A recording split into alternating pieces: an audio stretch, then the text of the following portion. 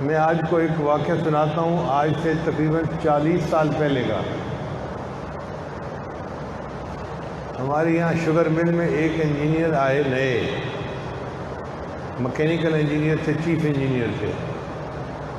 ان کا نام تھا ظفر اللہ گھمن، سرگودا کے علاقے کے تھے۔ کئی مربع ان کے زمین بھی تھی اور 2 بھائی تھے۔ بڑا بھائی فوج میں میجر تھا اور یہ چھوٹا بھائی فوج میں 2nd لیفٹیننٹ ہوا۔ پھر کچھ عرصہ جاب کرنے کے بعد اس نے چھوڑ دی، تو ہمارے چیف انجینئر صاحب ریزائن کر کے چلے گئے، تو مالک نے ان کو انٹرویو کر کے رکھ لیا۔ اب اس نوجوان کی جو پہلی ملاقات تھی نا، اس نے ہمیں بہت متاثر کیا۔ اتنا خوبصورت اس کا جسم، جیسے باڈی بلڈر کا ہوتا ہے نا، چوڑی چھاتی، پتلی کمر، اور اس کے بازو دیکھنے والے، مسل ایسے بنے ہوئے، چل کے آتا تھا تو اس کو دیکھ کے دل خوش ہوتا تھا۔ ایک نوجوان کی صحت ایسی ہوتی ہے۔ بات چیت میں بھی نرم بات کرتے تھے، مزاج میں نرمی تھی، خوش اخلاقی تھی، ہر چیز ان کے اندر اچھی تھی سوائے ایک کے، اور وہ ایک بات بری کیا تھی کہ وہ دہریہ تھا۔ یہ نہیں کہ بے نمازی تھا، سرے سے دین کو ہی نہیں مانتا تھا۔ وہ کہتا تھا کہ اللہ نے انسان کو پیدا نہیں کیا، انسان نے اللہ کے وجود کا جو ہے نا ایک تصور گھڑ لیا ہے۔ 3-4 دن بعد مجھے انجینئر نے بتایا کہ جناب آنے والے چیف انجینئر صاحب تو دہریے ہیں۔ میں نے سب کو منع کر دیا کہ اس ٹاپک پہ اس کے ساتھ کوئی بات نہ کرے، اگر کبھی موقع آیا تو میں خود بات کر لوں گا۔ میرا ان کا چونکہ ہر وقت کا واسطہ تھا، کوئی مشین خراب، میں نے الیکٹریکل سائڈ کو ٹھیک کروانا ہوتا تھا، انہوں نے مکینیکل سائڈ کو، تو ہمارا ہر وقت کا مل کے کام کرنا تھا۔ تو میرے ساتھ ان کی بہت اچھی طبیعت جڑ گئی۔ اور ہمارا آفس بھی ایک تھا، بڑا آفس تھا، اس میں 2 ٹیبل لگے ہوئے تھے۔ وہ چیف انجینئر تھے اور میں چیف الیکٹریکل انجینئر تھا۔ خیر کچھ عرصے کے بعد اس نے اپنے بال پر نکالنے شروع کر دیے۔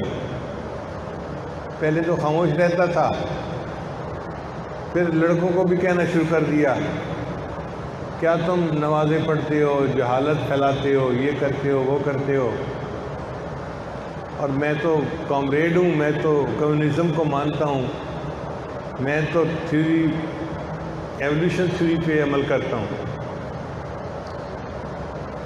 میں تو ڈارون تھیوری کو مانتا ہوں، میں خدا کو نہیں مانتا، میں قرآن پاک کو نہیں مانتا، اس قسم کی باتیں کرتا ہے۔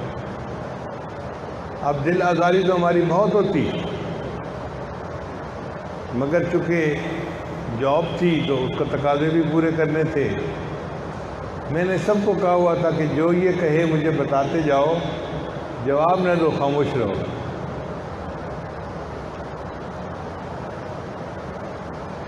اللہ کی شان،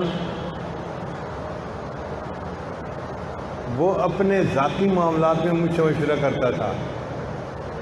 مجھے کہتا تھا مجھے دنیا کے کسی بندے پہ بھروسہ نہیں ہے، آپ کے اوپر مجھے بھروسہ ہے، میں اپنی ہر پرسنل بات آپ سے کرتا ہوں۔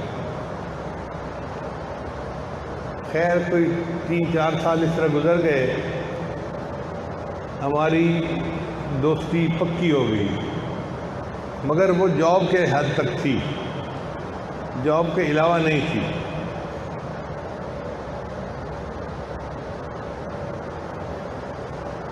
اس دوران اس نے مجھے کہا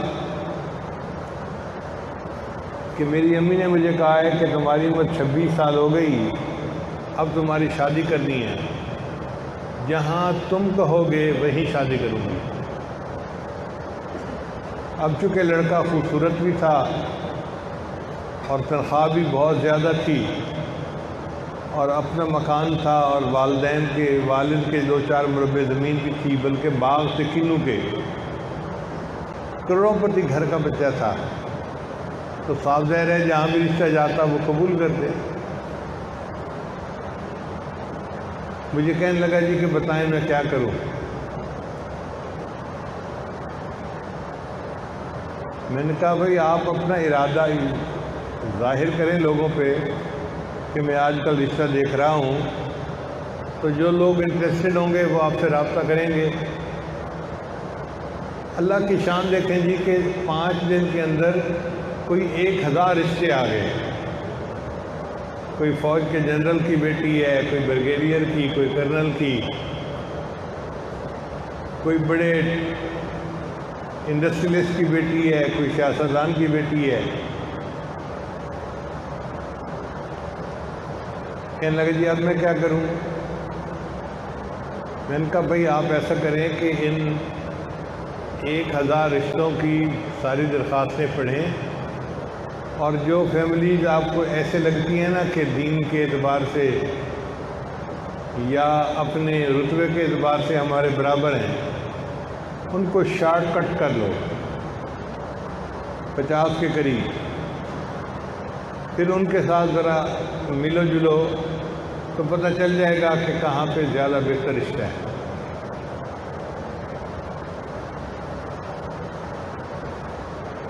اس دوران مجھے کبھی اگر اپنے حضرت کے ہاں جانا ہوتا تو میں اسے بتاتا کہ بھئی میں چھٹی پہ جا رہا ہوں، سفرنگ فرام پیر صاحب۔ مذاق میں نے یہ نام رکھا ہوا تھا کہ میں نے حضرت کی زیارت کے لیے جانا ہے، اس کے بغیر مجھے گزارا نہیں ہونا، تو میں چھٹی کر رہا ہوں، اور ریزن اس کی تھی سفرنگ فرام پیر صاحب۔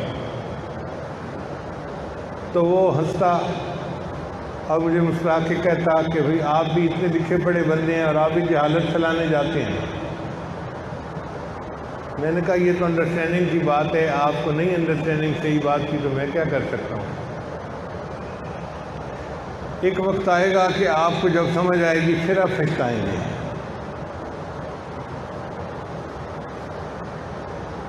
خیر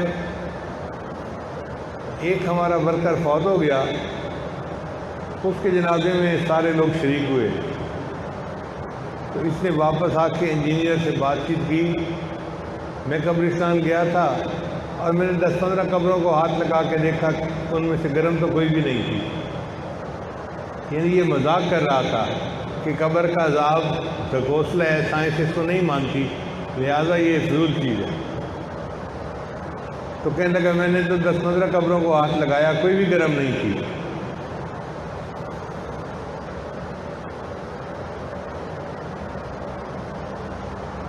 میرا ارادہ تھا کہ آج میں پھر اس سے بات کروں گا۔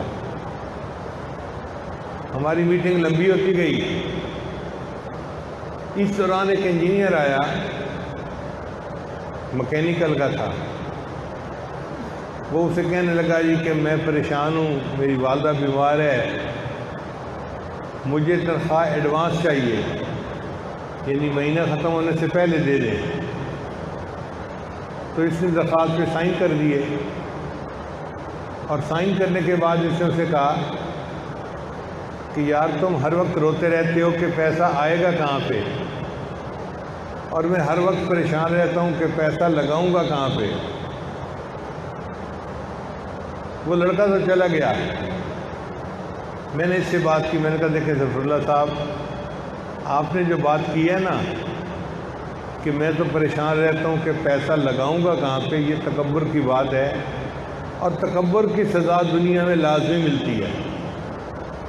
بڑے بڑے فرعون اور نمرود آئے اور اللہ نے سب کو عبرتناک سزا دی۔ آپ نے بھی الفاظ ایسے ہی بولے ہیں فرعونوں والے۔ میرا مشورہ یہ ہے بحیثیت دوست کے کہ آپ توبہ طائب ہو جائیں اور اللہ سے معافی مانگ لیں۔ کہتے ہیں جتنا آپ اللہ سے ڈرتے ہیں میں نہیں ڈرتا۔ جب اس نے کہا نا جتنا آپ اللہ سے ڈرتے ہیں میں نہیں ڈرتا، میں نے کہا کہ اچھا پھر اب جو ہے نا کاؤنٹ ڈاؤن شروع ہو گیا، اب دیکھنا پھر تمہارا حشر ہوتا کیا ہے۔ پھر ہم اپنے ٹیکنیکل باتوں میں لگ گئے۔ دوسرے دن ہمیں پتہ چلا کہ جناب انجینئر صاحب کا ایک چھوٹا سا ایکسیڈنٹ ہو گیا.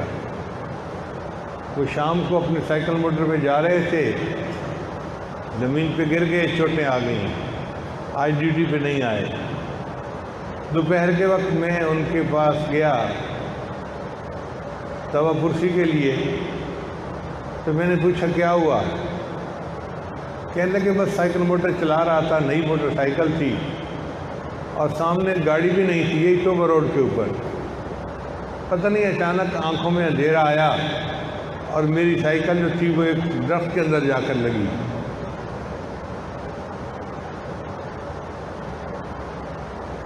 پھر دوسرے دن وہ اپنے کمرے سے چل کے آ رہے تھے گھر کے لان میں کہ چائے پینی تھی، پھر زمین کے اوپر گر گئے. دیکھنے والے نے بتایا کہ جناب آپ نے ایک پاؤں اٹھایا اور رکھنے کے بجائے دوسرا پاؤں پھر اٹھا لیا، تو جب دونوں پاؤں اوپر اٹھیں گے تو بندہ نیچے گرے گا. اب ان کو فکر لاحق ہوئی، چنانچہ انہوں نے اپنے بھائی کو فون کیا. وہ فوج میں میجر تھا اور یہ صاحب خود بھی فوج میں رہ چکے تھے. اس نے ان کو کہا کہ جی آپ اسلام آباد آ جائیں، میں ملٹری ہاسپٹل میں آپ کا چیک اپ کروا دیتا ہوں. 1 مہینے کے لیے چھٹی میں چلے گئے اور اس دوران ان کی ٹریٹمنٹ ہوئی تو کچھ بہتر ہو گئی طبیعت. واپس آئے. جب واپس آئے تو پھر میں نے کہا، میں نے کہا دیکھیں ابھی تو ابتدا ہے، آپ ابھی سے رجوع کر لیں، توبہ کر لیں تو زیادہ بہتر ہے، ورنہ پھر یہ ایک سے اوپر ایک جو تھپڑ لگے گا نا وہ تیز تر ہوتا جائے گا. تو ہنس پڑا. کہنے لگا میں آپ کے ساتھ بحث نہیں کرنا چاہتا، میری دوستی بہت اچھی ہے، میں کیوں اپنی بات سے ایک دوسرے کے مزاج کو خراب کروں. اللہ کی شان دیکھیں کہ ان کے اوپر دوسرا کیا ہوا، اچانک آئی سائٹ خراب ہو گئی اور آنکھوں نے ایک جگہ پہ فوکس کرنا چھوڑ دیا. ایک بندہ کھڑا ہے، 2 نظر آ رہے ہیں. اب یہ نہیں پتا کہ یہ اصل بندہ ہے یا یہ اصل بندہ ہے. یہ تو بہت خطرناک بیماری تھی.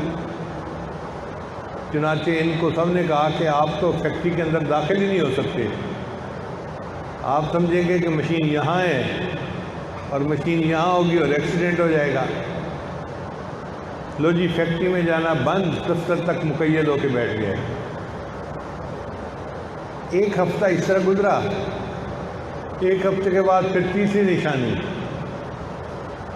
کہ ہاتھوں میں پسینہ ایسا جیسا قطرے ٹپکتے ہیں نا کسی چیز میں سے، قطرے ٹپکنے لگے. اتنا پسینہ آتا کہ ڈاکومنٹ کے اوپر سائن ہی نہیں کر سکتے تھے.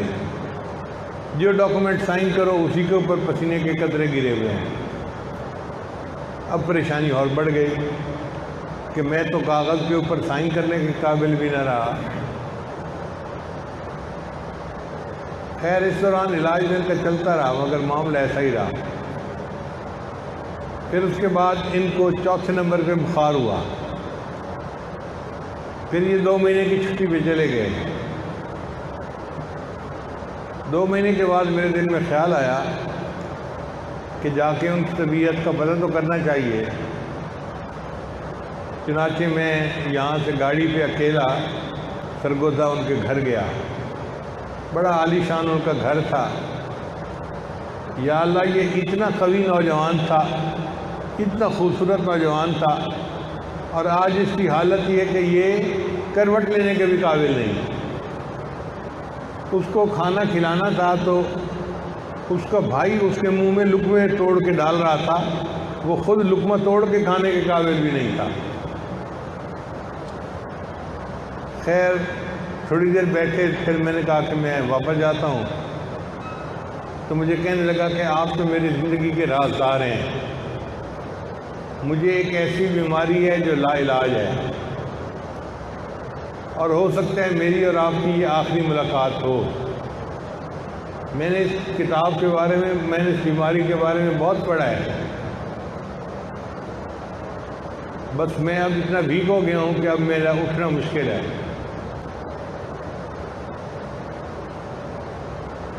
میں نے کہا کہ دیکھیں، آپ کا علاج اگر پوری دنیا میں کہیں بھی ہوتا ہے نا تو ہم کروائیں گے، اللہ آپ کو شفا دیں گے، اور ایک وقت آئے گا کہ آپ ہمارے ساتھ مل کے نمازیں پڑھا کریں گے۔ تو یہ مسکرا پڑا۔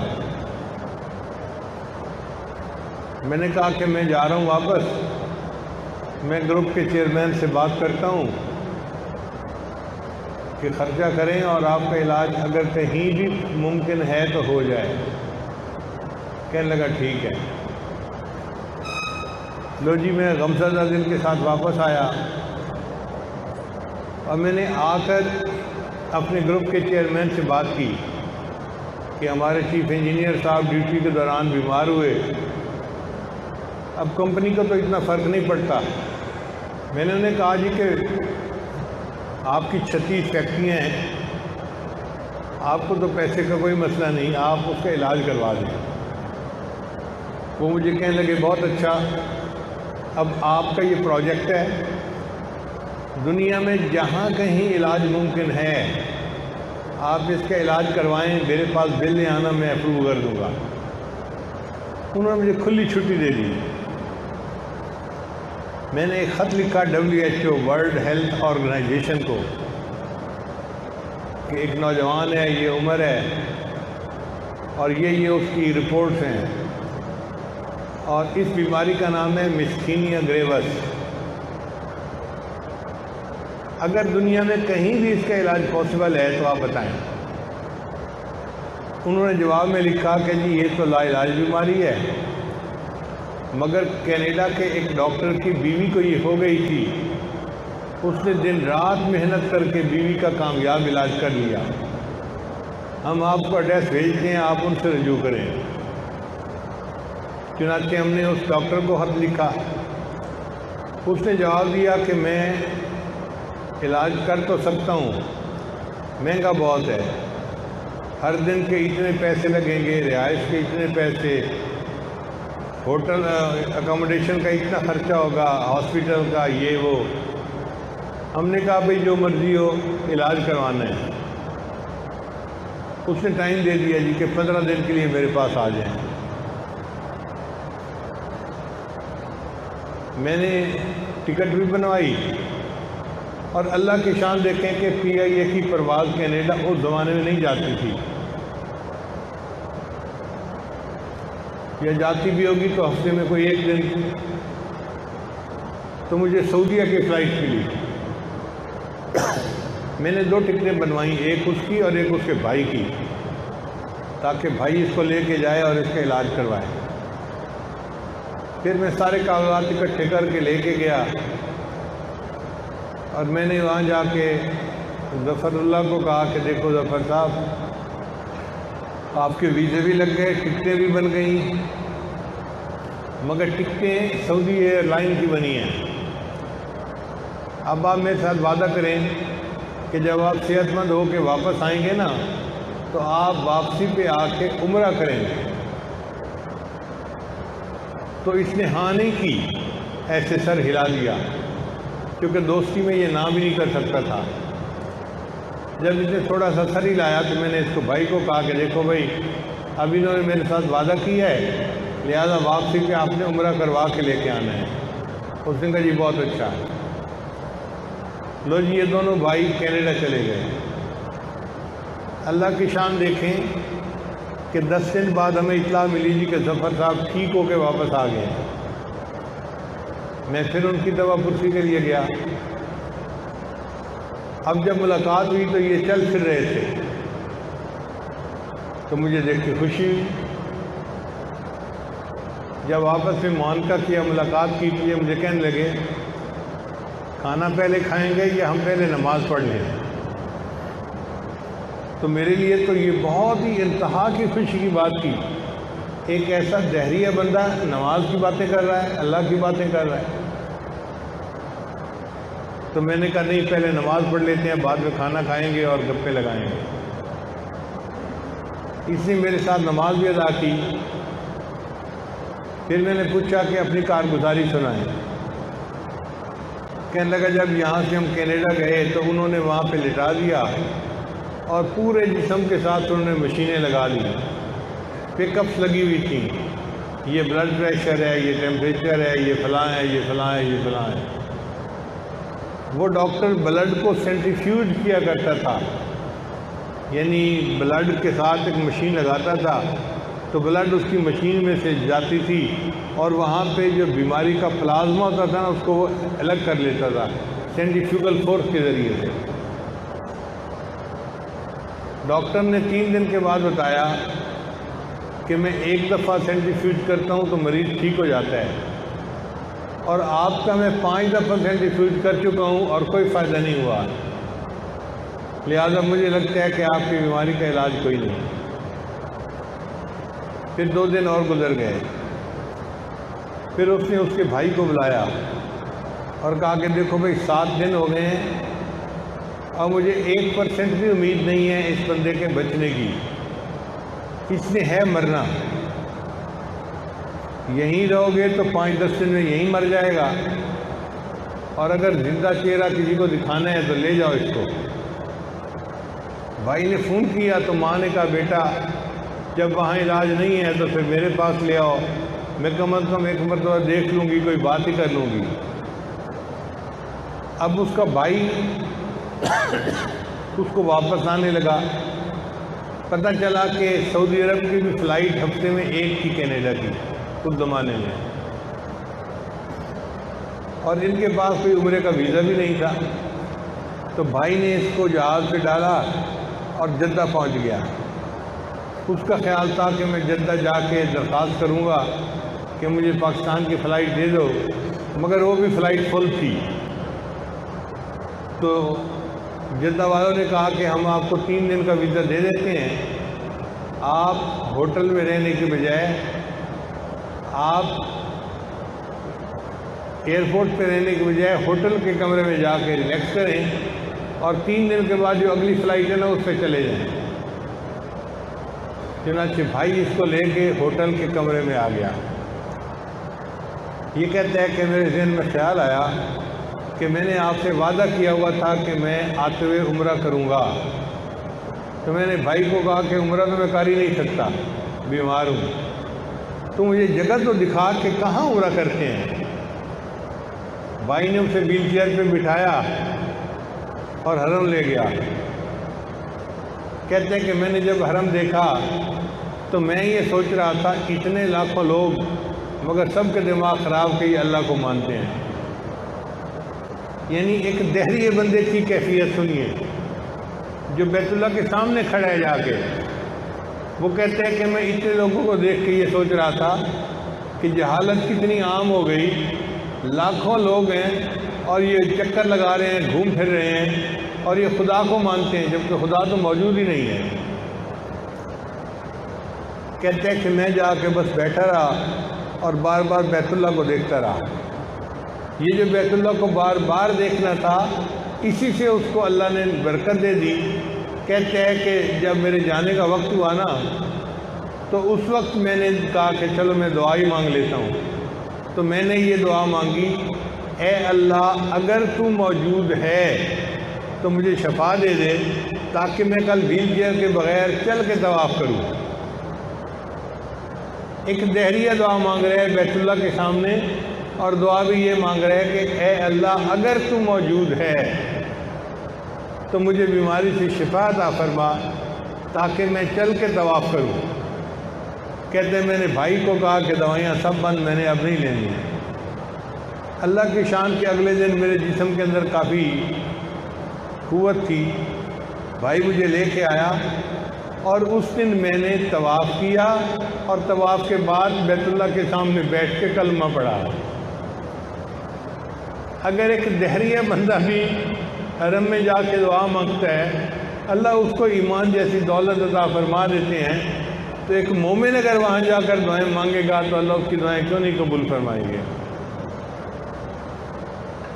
اس لیے وہ بیت اللہ ایسی عجیب جگہ ہے جو مانگتا ہے بندہ اللہ عطا فرما دیتے ہیں. مومنوں کی تو دعائیں قبول ہونی ہیں، جو دہری ہیں اللہ ان کی بھی دعائیں قبول فرما لیتا ہے۔ لو جی، اس طرح یہ بندہ مسلمان ہوا، اس نے کلمہ پڑھا اور واپس آ کے نمازیں پڑھنی شروع کر دی۔